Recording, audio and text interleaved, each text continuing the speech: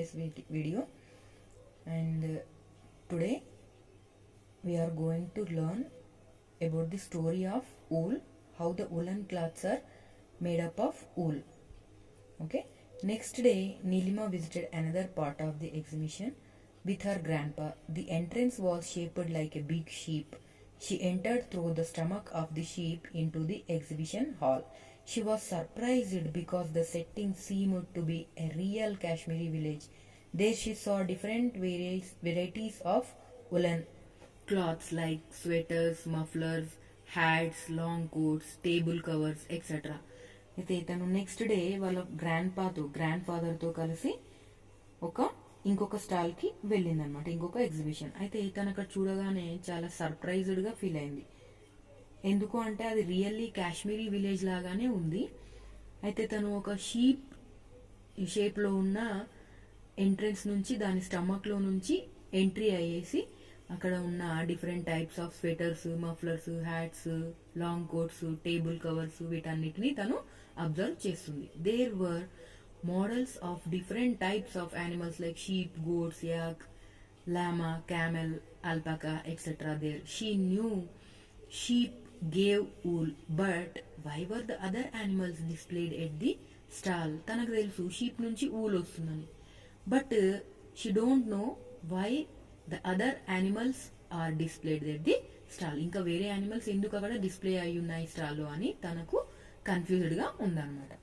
Grandpa told Nilima that wool is obtained from hair of all the animals displayed. అప్పుడు తన grand father ఏం చెప్పారంట, ఇక్కడ ఏవైతే యానిమల్స్ డిస్ప్లేలో ఉన్నాయో అవన్నీ యానిమల్స్ నుంచి కూడా ఊల్ మనము తీసుకుంటాము, మన ఉలన్ క్లాత్స్ అనేది తయారు చేయడానికి వాటిని యూజ్ చేస్తాము అని చెప్పారంట. It is also called fleece or fur collectively. వీటినే మనము ఊల్ అనకుండా ఇంకా ఫ్లీస్ ఇంకా ఫర్ అని కూడా అంటాము. It is mainly A protein. మనం సిల్క్ లో ఉన్న ప్రోటీన్స్ ఎలా ఉన్నాయో ఇప్పుడు ఈ వులన్ లో ఉన్నాయి కూడా, ఇవి కూడా ఒక టైప్ ఆఫ్ ప్రోటీన్. సిల్క్ లో ఏం ప్రోటీన్స్ చూసాం మనము, సిరిసిన్ అండ్ ఫైబ్రాయిన్. ఓకే, గుర్తుందా మీకు? దీంట్లో కూడా వులన్ లో ఉండేది కూడా సిమిలర్ గా ఒక type of protein. Good quality wool is obtain from merino sheep. అయితే good quality, best quality wool మనకి మెరినో షీప్ నుంచి వస్తుంది. They are specially reared. The fleece is 3 to 5 inches long and very fine and most valuable. A merino sheep may yield about 5 to 18 kg of wool per year. అయితే ఈ Marino sheep అనేది చాలా 3 to 5 inch long, మళ్ళీ చాలా valuable అనమాట, చాలా costly ఉంటుందంట. ఇది 5 to 18 kg per yearly wool మనకి ఇస్తుంది.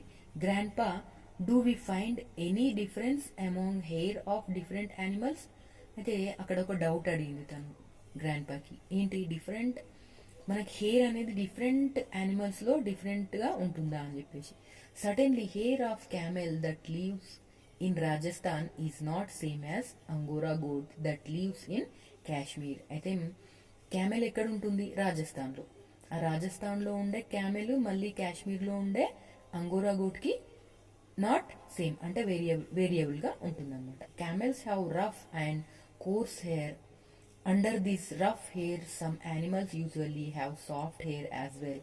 Angora goat or the merino sheep have soft hair.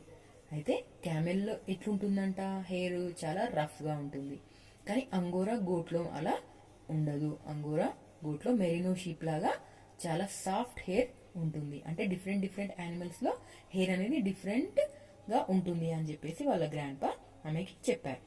Grandpa, where do we find sheep or goat that give us wool? అయితే మనకి ఈ గోట్, షీప్స్ అనేది మనకు ఎక్కడ కనిపిస్తాయి, మనం వాటిని ఎక్కడ చూడొచ్చు అంటే in Jammu and Kashmir, Himachal Pradesh, Uttaranchal, Arunachal Pradesh, Sikkim, Haryana, Punjab, Rajasthan and Gujarat. They are often reared on large farms. మనము ఫార్మ్స్ లో పెంచుకోవచ్చు కూడా వాటిని.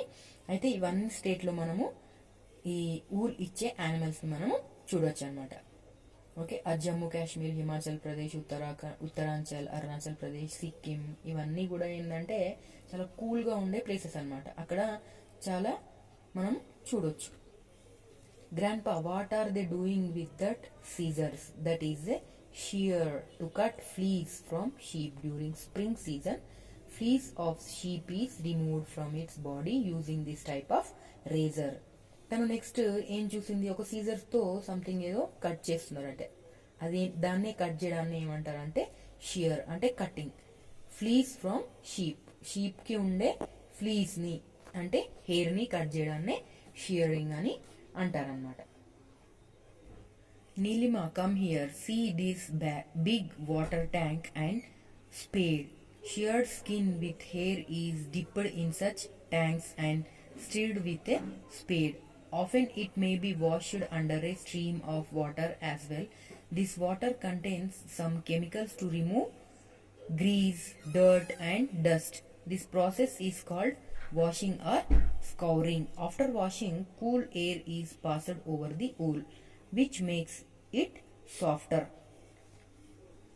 See, this is shearing process, how they are removing the fleece of sheep with a razor. Okay. Next వచ్చేసి బిగ్ వాటర్ ట్యాంక్స్ లో దానిని dip చేసి దేన్ని, హెయిర్ ఆఫ్ ది షీప్ ని వాష్ చేయడం వల్ల, మళ్ళీ stream of water as well, దాని నుంచి స్ట్రీమ్ ని బాగా పంపించడం వల్ల దాంట్లో ఉన్న డర్ట్ కానీ గ్రీస్ కానీ మనం రిమూవ్ చేయడానికి యూజ్ చేసిన రేజర్ కి ఉంటాయి కదా గ్రీజెస్, అవన్నిటిని కూడా వాష్ చేసి క్లీన్ చేయడం వల్ల మనకి పర్ఫెక్ట్ ఊల్ అనేది తయారవుతుంది. After washing cool air is passed over the wool which makes it softer.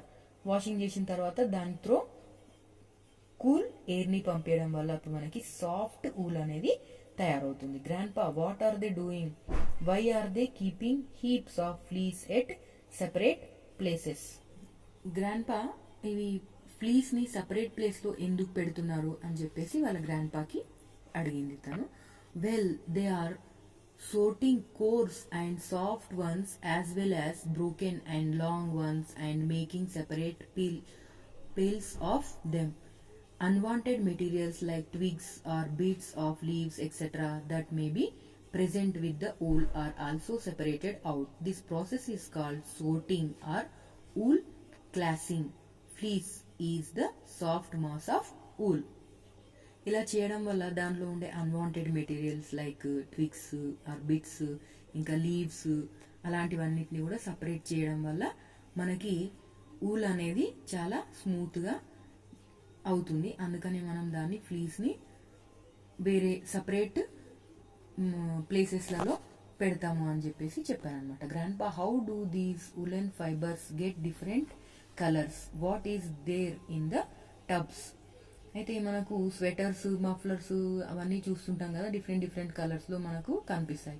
అయితే డిఫరెంట్ కలర్స్ లో అవి ఎలా ఉంటాయి, ఈ టబ్స్ లో ఏముంది అని చెప్పేసి తను అడిగింది వాళ్ళ గ్రాండ్ ఫాదర్ కి. There are bleaches and dyers in the tubs. Woollen fibres are bleached and then dyed with different colors. The colored fibers are used to make yarn. These fibers are then combed. అయితే అందులో ఏముందంట, bleaches ఇంకా die. Bleach అంటే ఏంటి, ఇప్పుడు తీసిన woollen కి ఒక plain colour ఇవ్వడం అనమాట. దాంట్లో ఉన్న డిఫరెంట్ కలర్లన్నీ బీచ్ చేయడం వల్ల సింగిల్ కలర్ కి వస్తుంది. ఆ సింగిల్ వైట్ కలర్ లో వచ్చిన తర్వాత దానికి డిఫరెంట్ కలర్స్ వేయడానే దాన్ని డైయింగ్ అంటాం అనమాట. ఆ డైయింగ్ వేసిన తర్వాత ఆ ఫైబర్స్ ఆర్ దెన్ కోంబుడ్ అంటే కోంబ్ చేయడం. దానివల్ల ఏమవుతుంది, కోంబింగ్ వల్ల అన్నీ కూడా ఒకే రకమైన థ్రెడ్ వస్తుంది అనమాట. There is a machine for combing or carding wool. Wool is pulled through many teeth of the combing machines.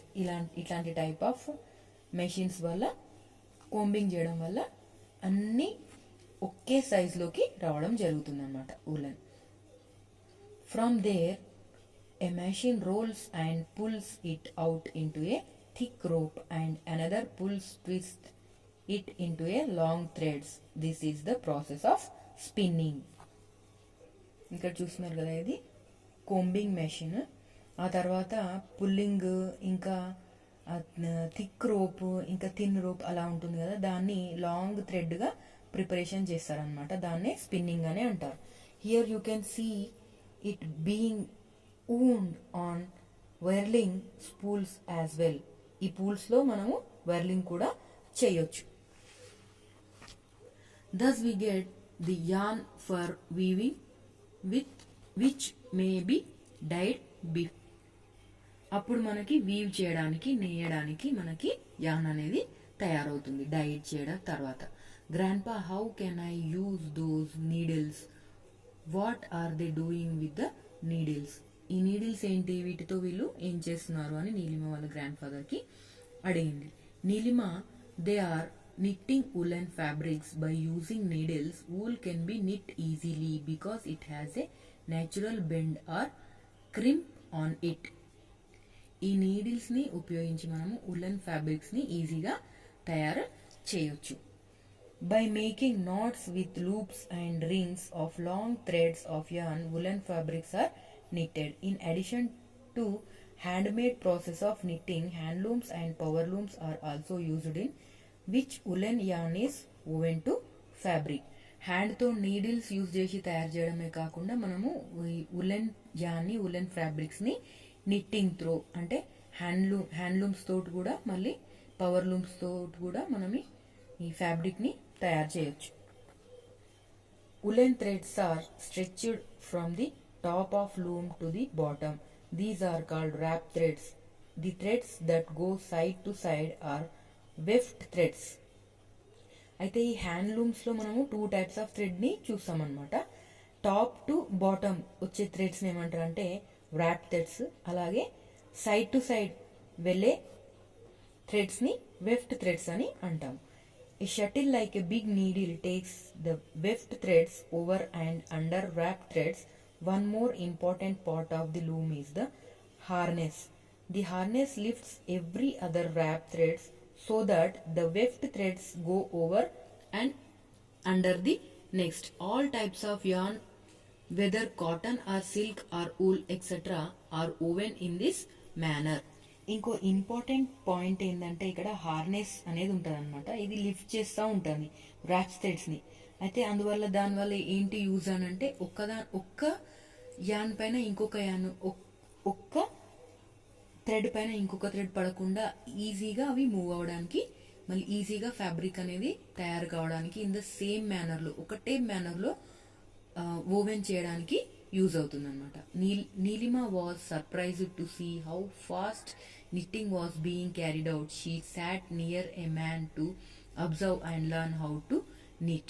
Neelima purchased a book about woolen fabrics and a sweater for her grandma and returned home. At home, Neelima made a flow chart to show the process involved from obtaining wool to producing fabric. అప్పుడు తన అక్కడ నుంచి ఒక book purchase చేసింది, అలాగే వాళ్ళ grandma కోసం ఒక స్వెటర్ని పర్చేస్ చేసి ఇంటికి వెళ్ళేసిన తర్వాత తను ఒక ఫ్లో చార్ట్ ని ప్రిపేర్ చేసిందంట. దాంట్లో ఏమేం పాయింట్స్ ఇన్వాల్వ్ చేసింది అని అంటే let us see.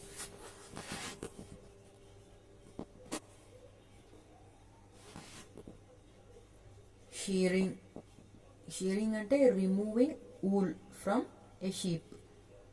Scouring, preparing and washing of రా sheeps wool.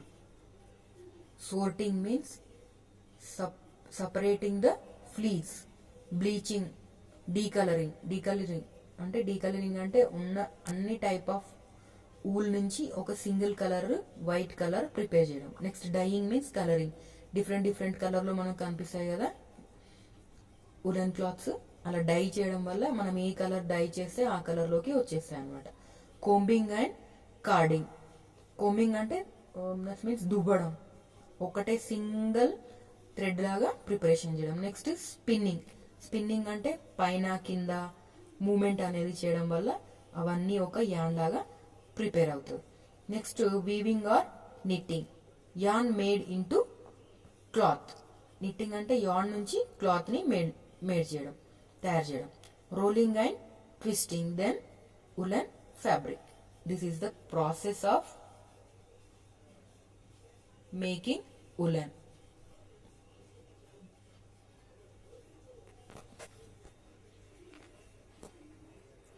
Grandpa asked Neelima to check and make correction in the sequence. What corrections do you think Neelima needs to make? ఇంకేమైనా దీంట్లో corrections ఉన్నాయా? ఉన్నాయి, మీరు try చేయండి. Okay, this is the lesson animal fiber. Thank you for watching.